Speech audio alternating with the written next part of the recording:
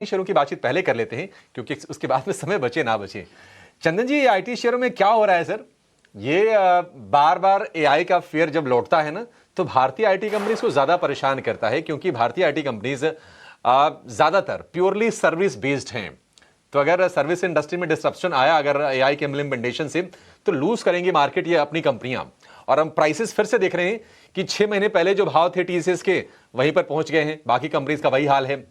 क्या राय होगी आपकी आईटी में? ट्रेडर्स के लिए बताइए और निवेशकों के लिए भी बताइए।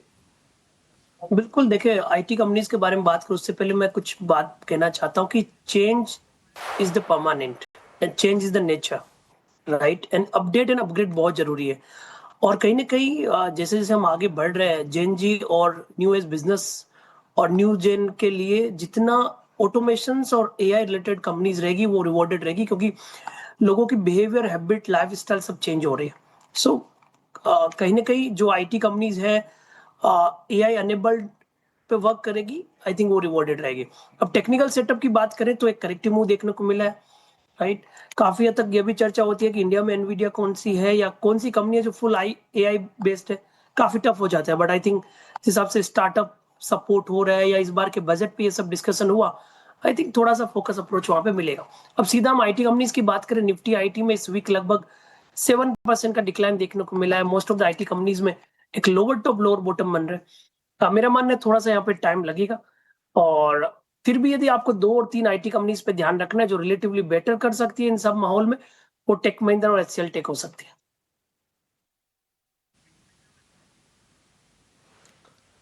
ठीक है, ठीक है। ये कुछ शेयरों के नाम बता दिए चंदन जी ने।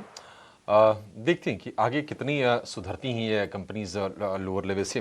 लेकिन अगर हम उन शेयरों की बात करें जहां पर हमने नए शॉर्ट बनते हुए देखे हैं, तो आप देखेंगे कि उसमें से भी कुछ कुछ आईटी स्टॉक्स हैं। टाटा एलेक्सी कमजोर है।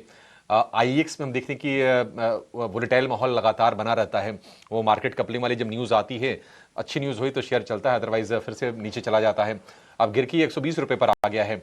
ट्यूब इन्वेस्टमेंट, यूनो मिंडा कुछ और शेयर हैं जहां पर आज के सत्र में हम गिरावट देख रहे हैं। आईएक्स पर व्यू ले लेते हैं चंदन जी। फिर से नीचे के लेवल 52 वीक लो के आसपास ही होगा शेयर, ये क्या और पिटेगा ये? देखिए आईएक्स में किसी भी तरह का एक रिलीफ नहीं देखने को मिल रहा है। इनफैक्ट सेल ऑन बाउंस का स्टेंस यहाँ पे कंटिन्यू है। आई बिलीव यहाँ पे 5 सालों के लोवेस्ट लेवल पे काउंटर कामकाज कर रहा है और स्ट्रक्चर वीक है। और इस वीक स्ट्रक्चर में जब तक रिकवरी होल्ड नहीं होती है, इनफैक्ट वापस लोगों की सप्लाई यहाँ पे देखी जाती है। तो मेरा मानना है कि जब तक 125 127 का लेवल नहीं निकलता है, डाउन साइड ओपन है। काउंटर नीचे में 110 105 तक के लेवल भी टेस्ट कर सकता है।